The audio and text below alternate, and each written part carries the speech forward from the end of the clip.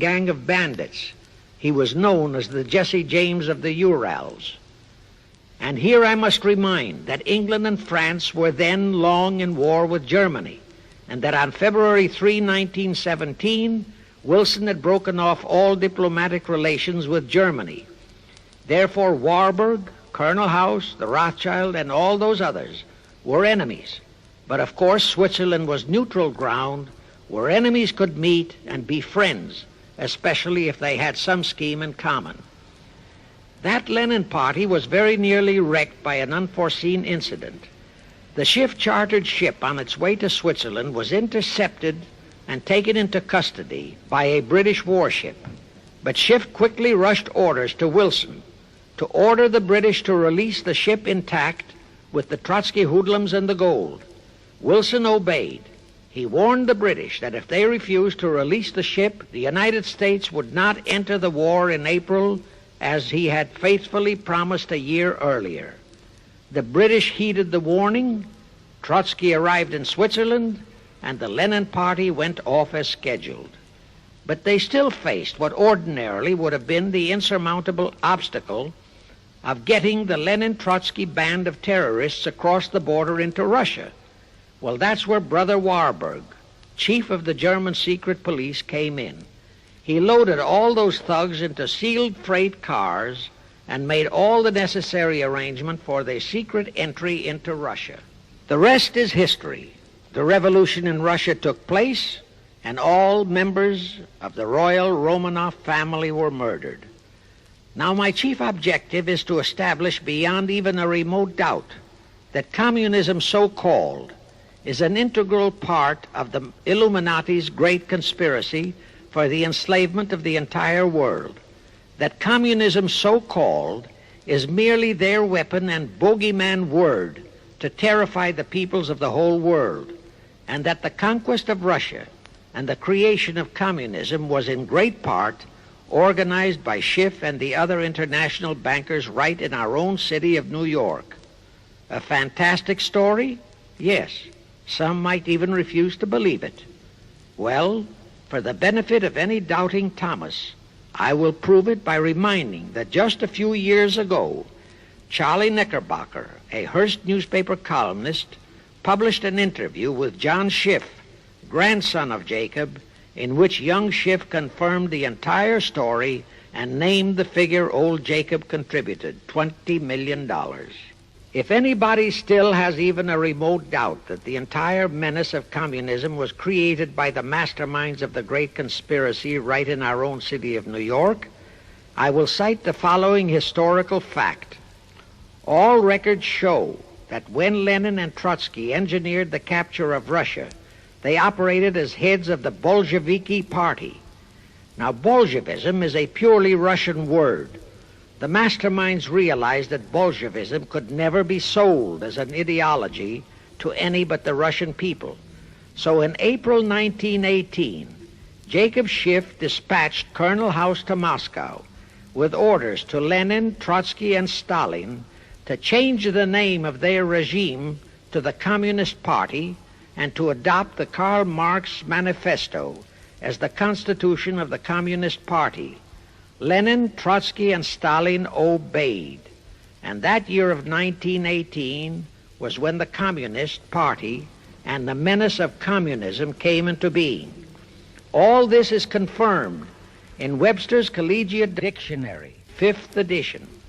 In short, communism was created by the capitalists.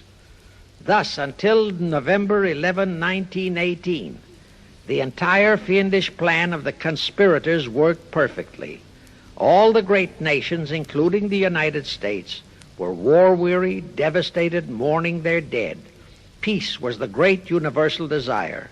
Thus, when it was proposed by Wilson to set up a League of Nations to ensure peace, all the great nations, with no Russian czar to stand in their way, jumped on that bandwagon without even stopping to read the fine print in that insurance policy. That is all but one, the United States, the very one that Schiff and his co-conspirators least expected would balk. And that was their one fatal mistake in that early plot. You see, when Schiff planted Woodrow Wilson in the White House, the conspirators assumed that they had the United States in the proverbial bag. Wilson had been perfectly built up as a great humanitarian. He supposedly became established as a God-man with the American people. There was every reason for the conspirators to have believed that he would easily hornswoggle Congress into buying the League of Nations sight unseen, exactly as the Congress of 1945 bought the United Nations sight unseen. But there was one man in the Senate in 1918 who saw through that scheme just as the Russian Tsar did in 1814. He was a man of great political stature, almost as great as that of Teddy Roosevelt, and fully as astute. He was highly respected and trusted by all members of both houses of Congress and by the American people. The name of that great and patriotic American was Henry Cabot Lodge, not the phony of today who called himself Henry Cabot Lodge, Jr. until he was exposed. Lodge completely unmasked Wilson and kept the United States out of the League of Nations. Here it becomes of great interest to know the real reason for the Wilson League of Nations flop. As I previously stated, Schiff was sent to the United States to carry out 4 specific assignments. Number 1 and most important was to acquire complete control of the U.S. money system. Number 2, as outlined in the original Weishaupt Illuminati blueprint, he was to find the right kind of men to serve as stooges for the great conspiracy and promote them into the highest offices in our federal government, our Congress, our U.S. Supreme Court, and all federal agencies, such as the State Department, the Pentagon, the Treasury Department, etc.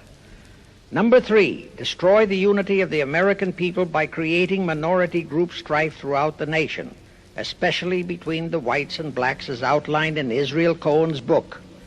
Number 4, create a movement to destroy religion in the United States, with Christianity to be the chief target or victim.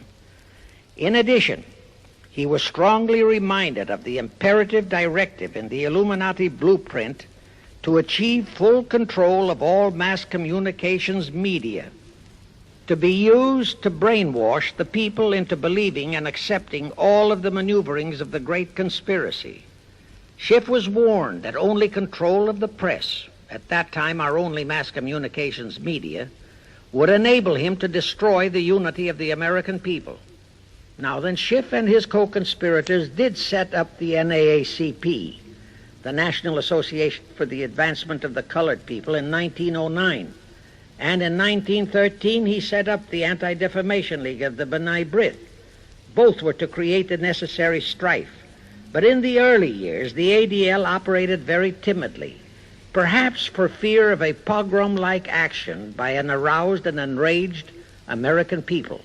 And the NAACP was practically dormant because its white leadership didn't realize that they would have to develop firebrand Negro leaders, such as Martin Lucifer King, for one, to spark the then completely satisfied and contented mass of Negroes. In addition, he, Schiff, was busy developing and infiltrating the stooges to serve in all high places in our Washington government and in the job of acquiring control of our money system and the creation of the 16th Amendment. He also was very busy with the organizing of the plot for the takeover of Russia.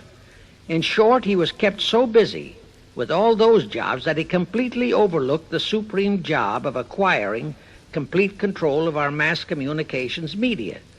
That oversight was the direct cause for Wilson's failure to lure the United States into the League of Nations, because when Wilson decided to go to the people to overcome the opposition of the Lodge-controlled Senate, despite his established but phony reputation as a great humanitarian, he found himself faced by a solidly united people and by a loyal press whose only ideology was Americanism and the American way of life.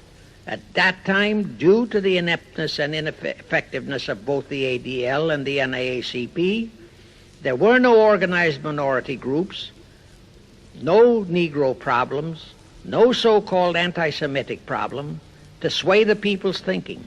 There were no lefts There were no rights, no prejudices for crafty exploitations. Thus, Wilson's League of Nations appeals fell on deaf ears. That was the end of Woodrow Wilson, the conspirator's great humanitarian. He quickly abandoned his crusade and returned to Washington, where he shortly died an imbecile brought on by syphilis. And that was the end of the League of Nations as a corridor into one world government. Of course, that debacle was a terrible disappointment to the masterminds of the Illuminati conspiracy. But they were not discouraged. As I have previously stressed, this enemy never quits.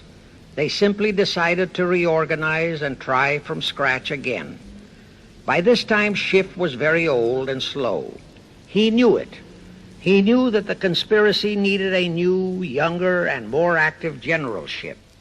So on his orders, Colonel House and Bernard Baruch organized and set up what they called the Council on Foreign Relations, the new name under which the Illuminati would continue to function in the United States.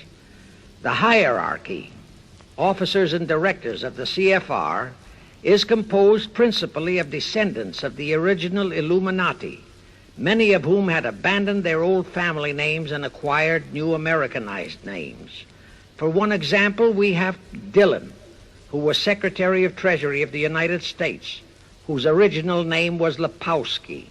Another example is Paley, head of the CBS TV channel, whose true name is Polinsky. The membership of the CFR is approximately 1,000 in number and contains the heads of virtually every industrial empire in America, such as Blau, president of the U.S. Steel Corporation, Rockefeller, king of the oil industry, Henry Ford II, and so on. And, of course, all the international bankers, also the heads of the tax-free foundations, are officers and or active CFR members. In short, all the men who provide the money and the influence to elect the CFR chosen presidents of the United States, congressmen, senators, and who decide the appointments of our various secretaries of state, of the Treasury, of every important federal agency, are members of the CFR, and very obedient members indeed. Now, just to cement that fact, I will mention the names of a few of the United States presidents who were members of the CFR. Franklin Roosevelt, Herbert Hoover, Dwight D. Eisenhower, Jack Kennedy. Others who were considered for the presidency are Thomas E. Dewey, Adlai Stevenson, Nixon, and Vice President of a CFR subsidiary, Barry Goldwater. Among the important cabinet members of the various administrations, we have John Foster Dulles, Allen Dulles, Cordell Hull, John J. McCloy, Morgenthau, Clarence Dillon, Rusk, McNamara, and just to emphasize the red color of the CFR, we have as members such men as Alger Hiss, Ralph Bunch, Pasvolsky, Harry Dexter White, real name Weiss, Owen Lattimore, Philip Jeffy, etc., etc. Simultaneously, they were flooding thousands of homosexuals and other blackmailable characters into all the federal agencies from the White House down. Remember Johnson's great friend Jenkins and Bobby Baker? Now, there were many jobs the new CFR had to accomplish.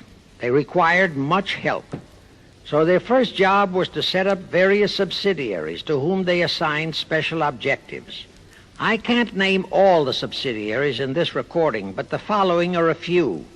The Foreign Policy Association, FPA, the World Affairs Council, WAC, the Business Advisory Council, BAC, the notorious ADA, Americans for Democratic Action, virtually headed by Walter Reuther, the notorious 1313 in Chicago.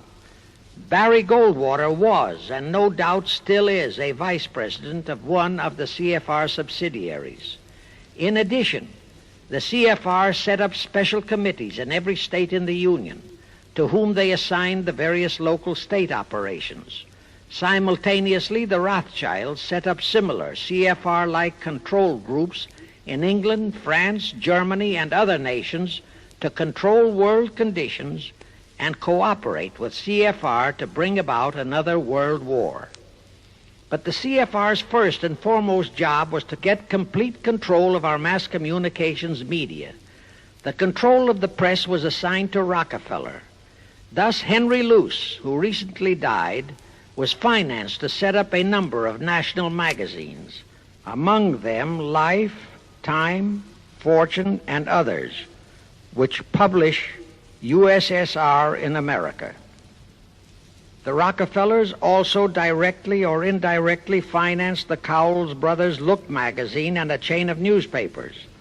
They also financed a man named Sam Newhouse to buy up and build a chain of newspapers all over the country. And the late Eugene Meyer, one of the founders of CFR, bought the Washington Post, Newsweek, the weekly magazine, and other publications. At the same time, CFR began to develop and nurture a new breed of scurrilous columnists and editorial writers, such as Walter Lippmann, Drew Pearson, the Alsops, Herbert Matthews, Irwin Canham, and others of that ilk, who called themselves liberals, who proclaimed that Americanism is isolationism, that isolationism is warmongerism, that anti-communism is anti-Semitism and racism. All that took time, of course, but today our entire press, except for some local small-town papers and weeklies published by patriotic organizations, is completely controlled by CFR stooges, and thus they finally succeeded in breaking us up into a nation of quarreling, wrangling, squabbling, hating factions. Now, if you still wonder about the slanted news and outright lies you read in your paper, you have the answer. To the Lehmans, Goldman Sachs, Kuhn Loeb, and the Warburgs, the CFR assigned the job of getting control of the motion picture industry, Hollywood, radio and television, and believe you me, they succeeded. If you still wonder about the strange propaganda broadcasts by the Ed Murrows, Chet Huntley, Howard K. Smith, Eric Severide, Drew Pearson, and others of that ilk, you have the answer. If you wonder about all the smut, sex, pornography, and mixed marriage films you see in your movie theater and on your TV set, all of which is demoralizing our youth, you have the answer. The whole story of the CFR conspiracy takeover of our mass communications media is far too long to include in this recording, but you can find it in the News Bulletin number 125, entitled How to Get the Reds Out of Communications Media. It was published and brought up to date by the Cinema Educational Guild. It tells in detail how the press, the movies, TV, and radio have been, and still are, used to brainwash the people, to demoralize our youth, and they have been and still are encouraging and creating sympathy for the rioting Negro civil rights lawlessness. You can get a copy of this news bulletin by writing to the Cinema Educational Guild, Post Office Box 46205, Hollywood, California. Now, to refresh your memory, let's go back for a moment. Wilson's flop had torpedoed all chances of transforming that League of Nations into the conspirators' hoped-for one-world government housing. So the Jacob Schiff plot had to be done all over again, and they organized the CFR to do it. We also know how successfully the CFR did that job of brainwashing and destroying the unity of the American people. But as was the case with the Schiff plot, the climax and the creation of a new housing for their one-world government required another world war, a war that would be even more horrible and more devastating than the First World War, in order to get the people of the world to again clamor for peace and a means to end all wars.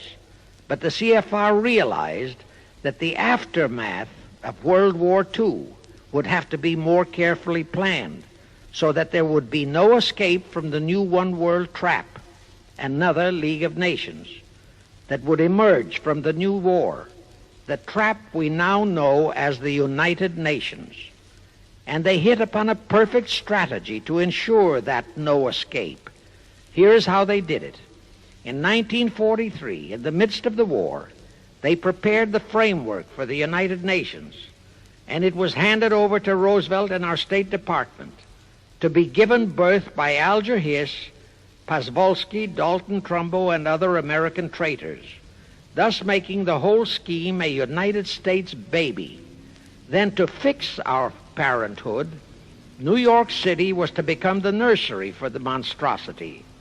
After that, we could hardly walk out on our own baby, now could we? Anyway, that's how the conspirators figured it would work, and so far it has. And the liberal Rockefeller donated the land for the United Nations building. The United Nations Charter was written by Alger Hiss, Pasvolsky, Dalton Trumbo, and other CFR stooges. A phony so-called UN conference was set up in San Francisco in 1945.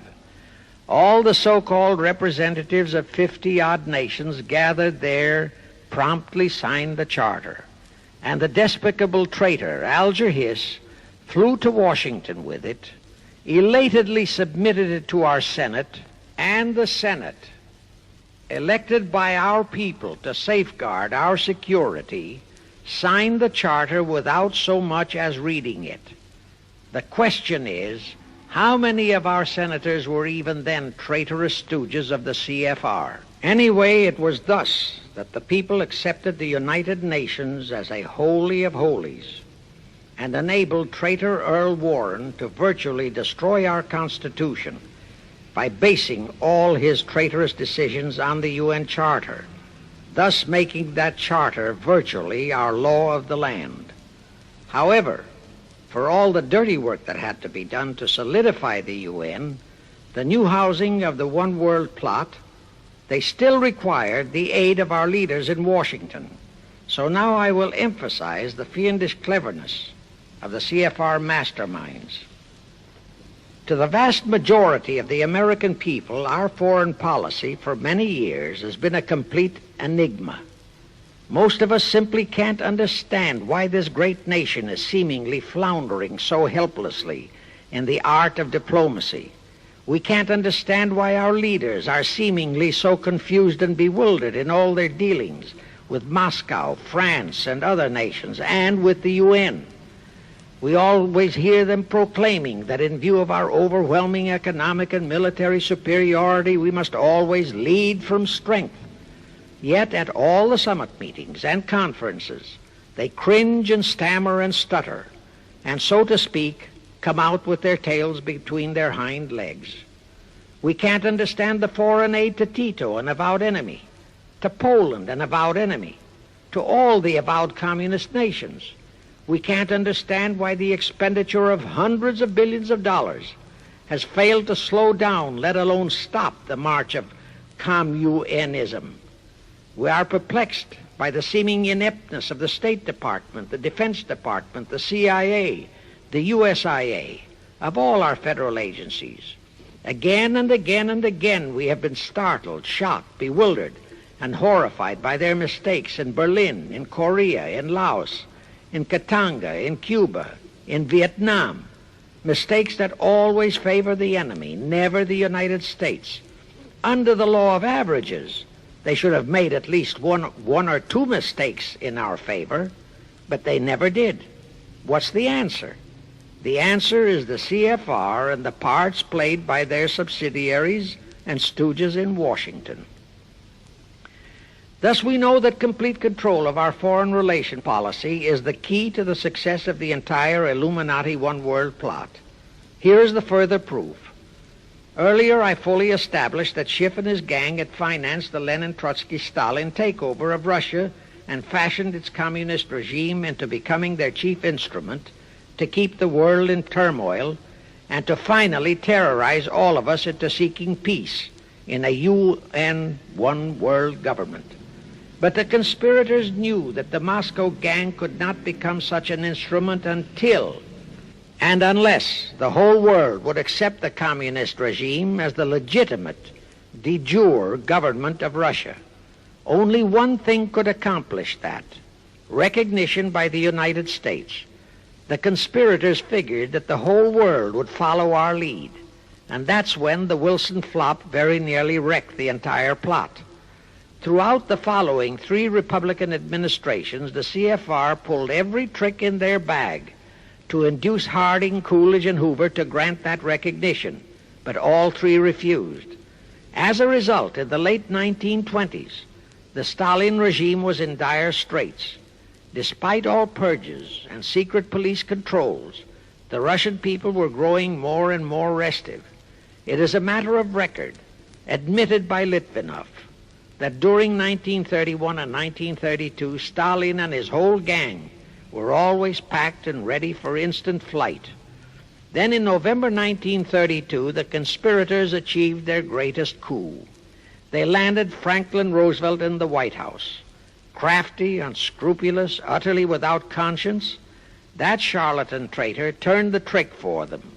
Without even asking consent of Congress, he unlawfully proclaimed recognition for the Stalin regime. That did it. And exactly as the conspirators figured, the whole world did follow our lead. Automatically, that squelched the previously growing resistance movement of the Russian people. That automatically launched the greatest menace the civilized world has ever known. The rest is too well known to need repeating. We know how Roosevelt and his traitorous State Department kept building up the communist menace right here in our own country, and thus throughout the world. We know how he perpetrated that Pearl Harbor atrocity for his excuse to hurl us into World War II. We know all about his secret meetings with Stalin at Yalta and how he, with Eisenhower's help, delivered the Balkans and Berlin to Moscow. And last, but by no means least, we know that 20th century Benedict Arnold not only dragged us into that new corridor, the United Nations, into one world government, but actually schemed all the arrangements to plant it within our country.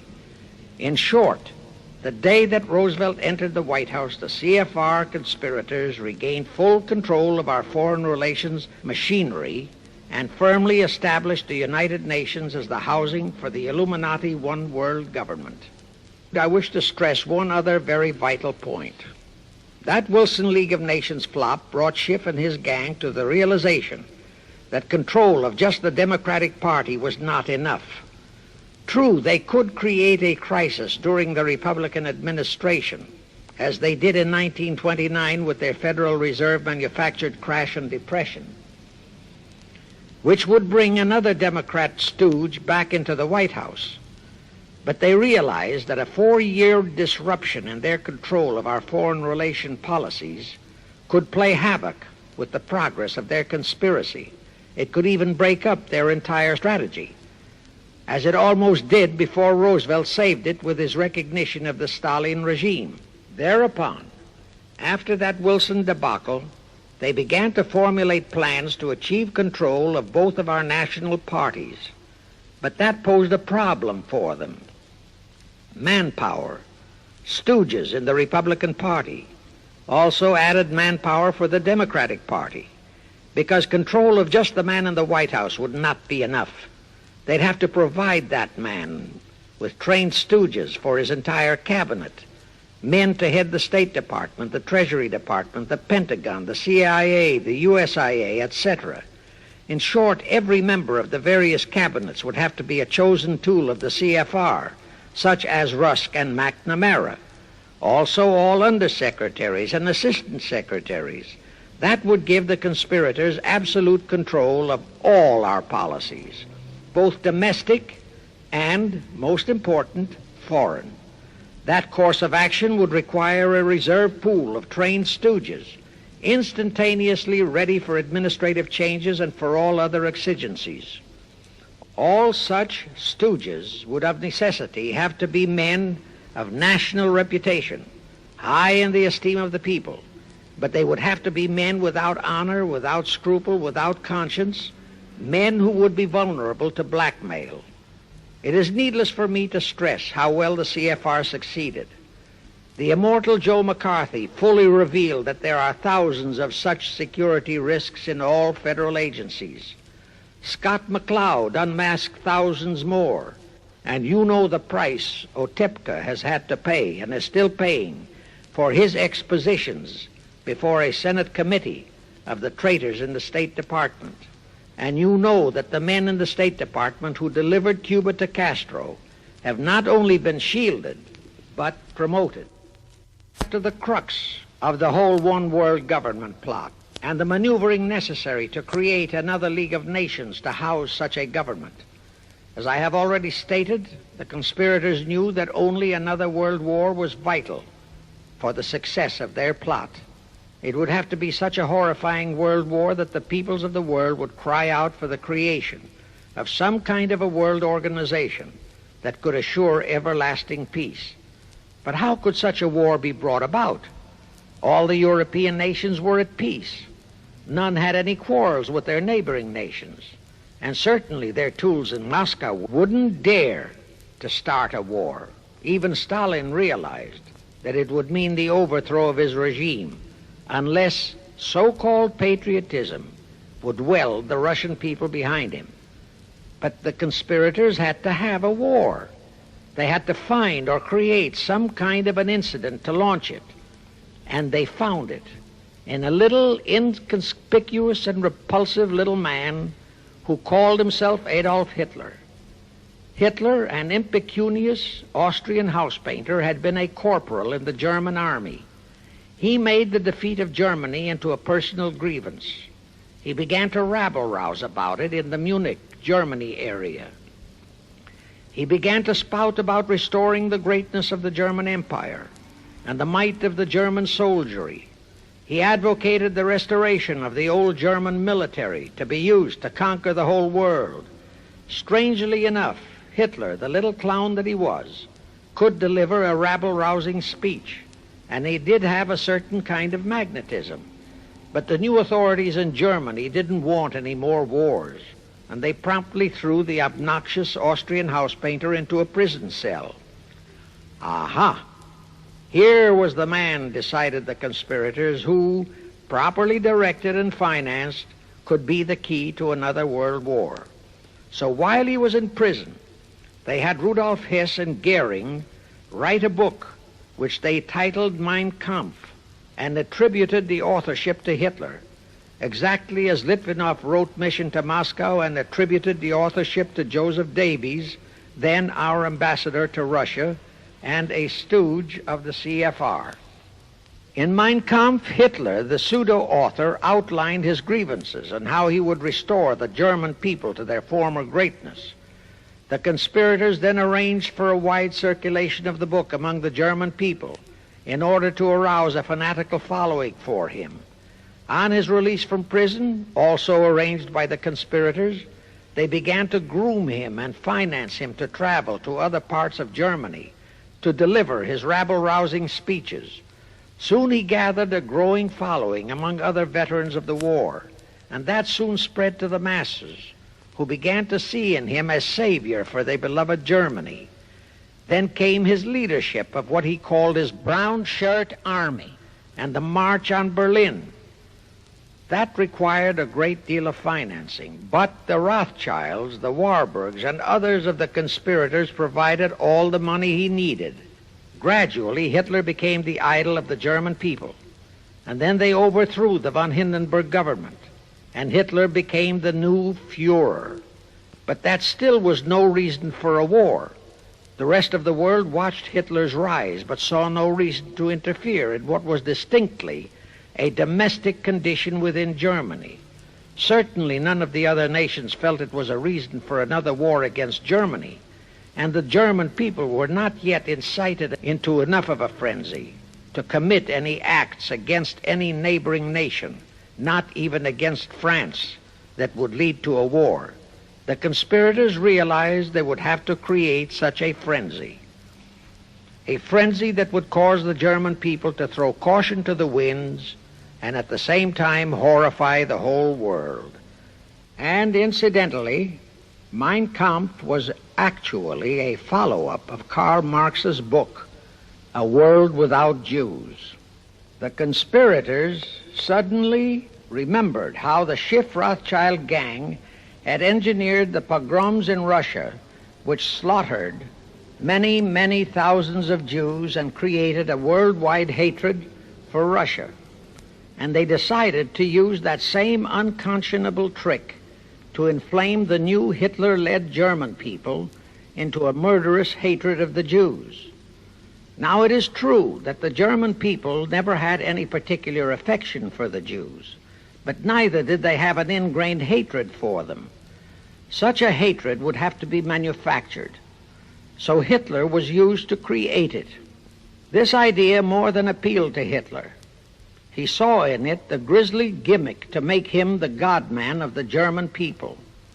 Thus, craftily inspired and coached by his financial advisors, the Warburgs, Rothschilds, and all the Illuminati masterminds, he blamed the Jews for the hated Versailles Treaty and for the financial ruination that followed the war. The rest is history. We know all about the Hitler concentration camps and the incineration of hundreds of thousands of Jews, not the 6 million, nor even the 600,000 claimed by the conspirators, but it was enough. And here let me reiterate how little the internationalist bankers, the Rothschilds, Schiffs, Lehmans, Warburgs, Baruchs, care about their racial brethren who were the victims of their nefarious schemes. In their eyes, the slaughter of the several 100,000 innocent Jews by Hitler didn't bother them at all. They considered it a necessary sacrifice to further their Illuminati one-world plot, just as the slaughter of the many millions in the wars that followed was a similar necessary sacrifice. And here is another grisly detail about those concentration camps. Many of the Hitler soldier executioners in those camps had previously been sent to Russia to acquire their arts of torture and brutalization so as to emphasize the horrors of the atrocities. All this created a new worldwide hatred for the German people, but it still did not provide a cause for war. Thereupon Hitler was incited to demand the Sudetenland. You remember how Chamberlain and the then diplomats of Czechoslovakia and France surrendered to that demand. That led to further Hitlerian demands for territories in Poland and in the French Tsar territories. Those demands were rejected. Then came his pact with Stalin. Hitler had been screaming hatred against communism. Oh, how he ranted against communism. But actually, Nazism was nothing but socialism, and communism is, in fact, socialism. But Hitler disregarded all that. He entered into a pact with Stalin to attack and divide Poland between them. While Stalin marched into one part of Poland, for which he was never blamed, the Illuminati mastermind saw to that. Hitler launched a blitzkrieg on Poland from his side. The conspirators finally had their new world war, and what a horrible war it was. And in 1945, the conspirators finally achieved the United Nations, their new housing for their one world government. And truly amazing, all of the American people hailed this foul outfit as a holy of holies. Even after all the true facts about how the UN was created were revealed, the American people continued to worship that evil outfit. Even after Alger Hiss was unmasked as a Soviet spy and traitor, the American people continued to believe in the UN. Even after I had publicly revealed the secret agreement between Hiss and Molotov that a Russian would always be the head of the military secretariat, and by that token, the real master of the UN, most of the American people continued to believe that the UN could do no wrong. Even after Tocqueville, the first Secretary General of the UN, confirmed that Hiss-Molotov secret agreement in his book For the Cause of Peace, the vast majority of our people refused to lose faith in the UN. Even after the truth about the Korean War was revealed, how the Russian General Vasiliev, head of that UN military secretariat, was given a leave of absence by the UN so that he could take command of the North Koreans and Red Chinese who were fighting the so-called UN police action under our own General MacArthur, who by orders of the UN was fired by the pusillanimous Truman in order to prevent his winning that war, our people still believed in the UN. Despite our 150,000 sons who were murdered and maimed in that war, the people continued to regard the UN as a sure means for peace, even after it was revealed in 1951 that the UN, using our own American soldiers under UN command and the UN flag, in collusion with our traitorous State Department and the Pentagon, had been invading many small cities in California and Texas in order to perfect their plan for the complete takeover of our country. Most of our people brushed it off and continued their belief that the UN is a holy of holies. Do you know that the UN Charter was written by traitor Alger Hiss, Molotov, and Wyszynski? That Hiss and Molotov had made that secret agreement that the military chief of the UN was always to be a Russian appointed by Moscow? Do you know that at their secret meetings at Yalta, Roosevelt and Stalin, at the behest of the Illuminati, operating as the CFR, decided that the UN must be placed on American soil? Do you know that most of the UN Charter was copied intact, word for word, from the Marx Manifesto and Russia's so-called Constitution? Do you know that the only two senators who voted against the UN so-called treaty were the only two senators who had read it? Do you know that since the UN was founded, communist enslavement has grown from 250 million to 1 billion? Do you know that since the UN was founded to ensure peace, there have been at least 20 major wars incited by the UN, just as they are now inciting a war against Little Rhodesia?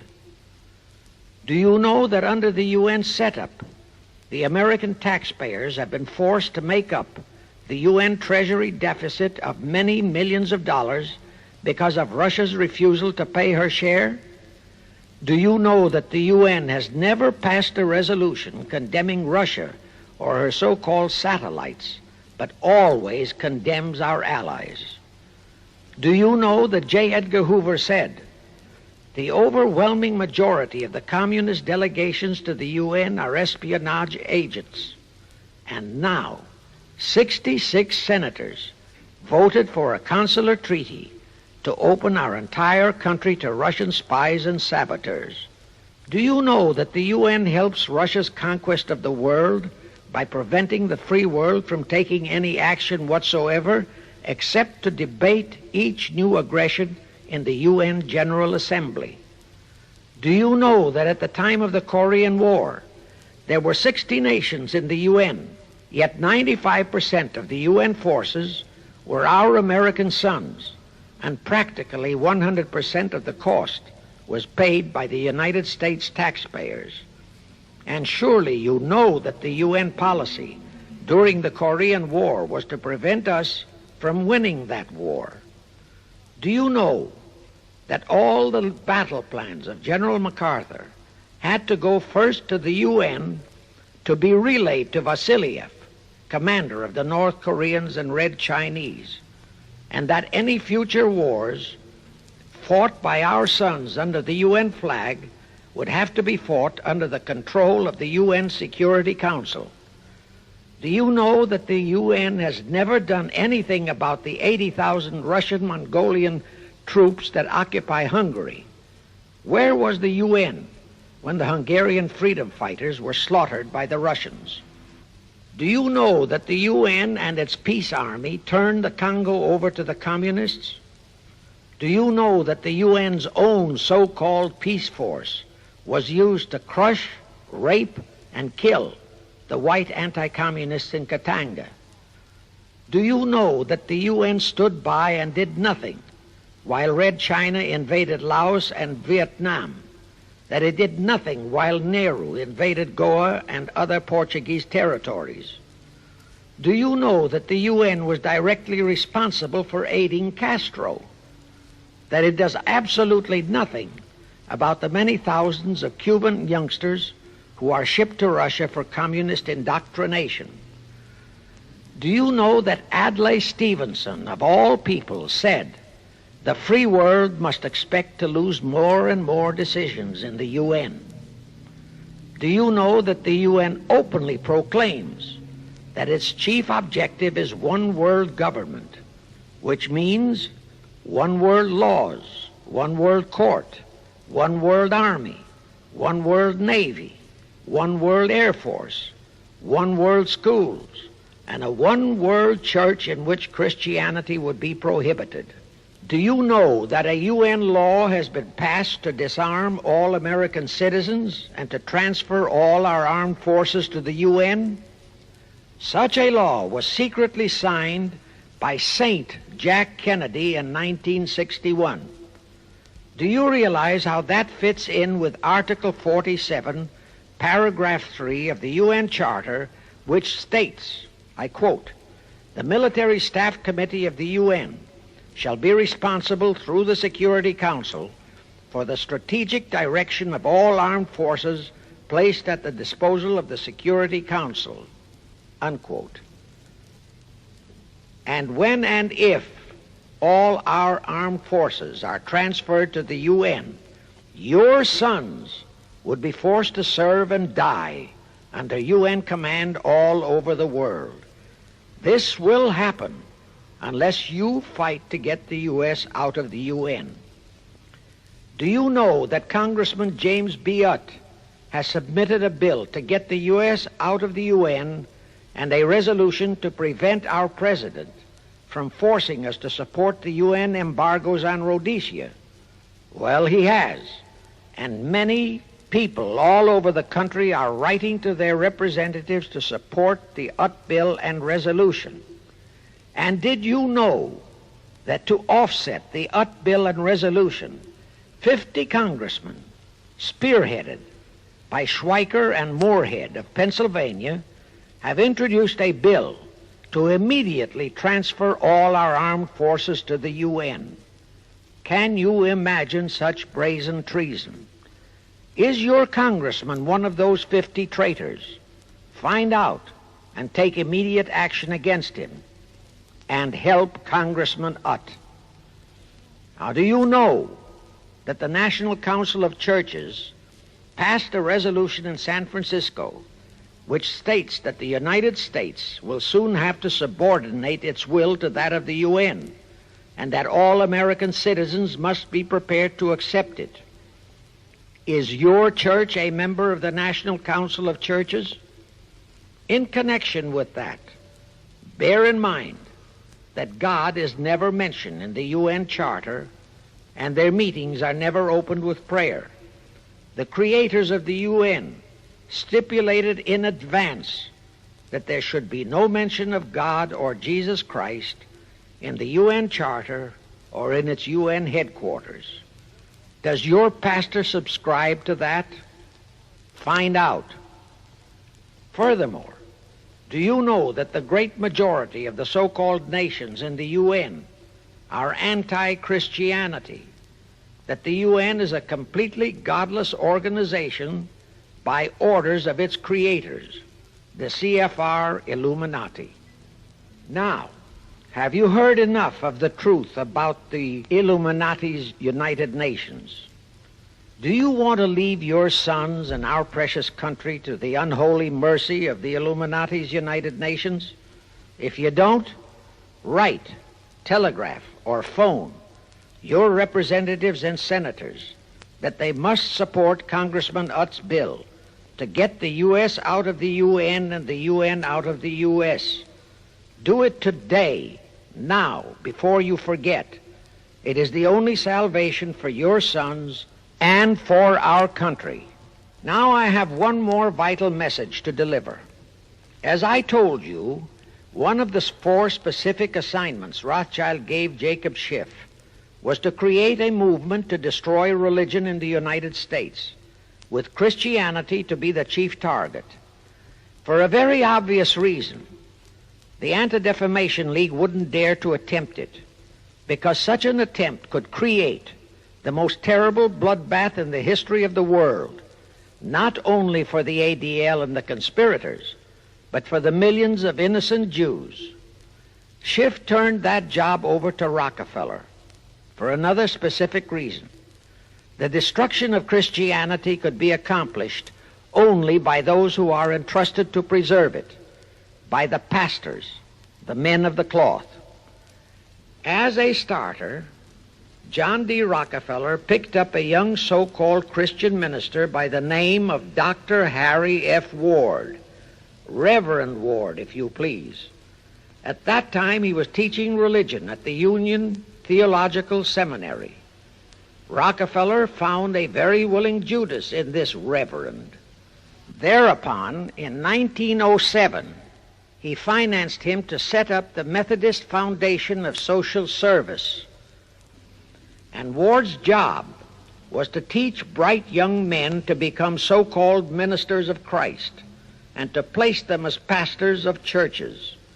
While teaching them to become ministers, the Reverend Ward also taught them how to very subtly and craftily preach to their congregations that the entire story of Christ is a myth, to cast doubts on the divinity of Christ, to cast doubts about the Virgin Mary. In short, to cast doubts on Christianity as a whole. It was not to be a direct attack, but much of it by crafty insinuation that was to be applied in particular to the youth in the Sunday schools. Remember Lenin's statement, "Give me just one generation of youth and I'll transform the whole world." Then, in 1908, the Methodist Foundation of Social Service, which incidentally was America's first Communist Front organization, changed its name to the Federal Council of Churches. By 1950, the Federal Council of Churches was becoming very suspect. So in 1950, they changed the name to the National Council of Churches. Do I have to tell you more about how this National Council of Churches is deliberately destroying faith in Christianity? I don't think so. But this I will tell you. If you are a member of any congregation whose pastor and church are members of this Judas organization, your contributions are helping the Illuminati's plot to destroy religion and your faith in God and Jesus Christ. Thus you are deliberately delivering your children to be indoctrinated with disbelief in God and church, and which can easily transform them into atheists. Find out immediately if your church is a member of the National Council of Churches, and for the love of God and your children, if it is, withdraw from it at once. However, let me warn you, that same destroy religion process has been infiltrated into other denominations. If you have seen the Negro March on Selma and other such demonstrations, you have seen how the Negro mobs are led and encouraged by ministers and even Catholic priests and nuns who march along with them. As a matter of fact, the Mormon Church is about the only one I know of that is clean of that kind of Judas infiltration. But of course, there are many individual churches and pastors who are honest and sincere. Find one such for yourself and for your children. Incidentally, this same Reverend Harry F. Ward was also one of the founders of the American Civil Liberties Union, a notorious pro-communist organization. He was the actual head of it from 1920 to 1940. He also was a co-founder of the American League Against War and Fascism, which, under Browder, became the Communist Party of the United States. In short, Ward's entire background reeked of communism, and he was identified as a member of the Communist Party. He died a vicious traitor to both his church and country, and this was the man old John D. Rockefeller picked and financed to destroy America's Christian religion in accordance with the orders given to Schiff by the Rothschilds. In conclusion, I have this to say. You probably are familiar with the story of how one Dr. Frankenstein created a monster to do his will of destroying his chosen victims, but how instead, in the end, that monster turned on his own creator, Frankenstein, and destroyed him. Well, the Illuminati, CFR, has created a monster called the United Nations, who, supported by their minority groups, rioting Negroes, the traitorous mass communications media, and the traitors in Washington, was created to destroy the American people. Well, we know all about that many-headed Hydra monster. We know the names of those who created that monster. We know all their names. And I predict that one fine day the American people will come fully awake and cause that very monster to destroy its creator. True, the majority of our people are still being brainwashed, deceived, and deluded by our traitorous press, TV, and radio, and by our traitors in Washington. But surely, by now, enough is known about the UN to stamp that outfit as a deadly, poisonous rattlesnake in our midst. My only wonder is what it will take to awaken and arouse our people to the full truth. Perhaps this record will do it. 100,000 or 1,000,000 copies of this record can do it. I pray to God it will, and I pray to Him to inspire you, all of you, to spread this story via this record to all loyal Americans in your community. You can do it by playing it to study groups assembled in your homes, at meetings of the American Legion, the VFW, the DAR, all other civic groups and women's clubs, especially the women's clubs who have their sons' lives at stake. With this record, I have provided you with the weapon that will destroy the monster. For the love of God, of our country, and of your children, use it. Get a copy of it into every American home.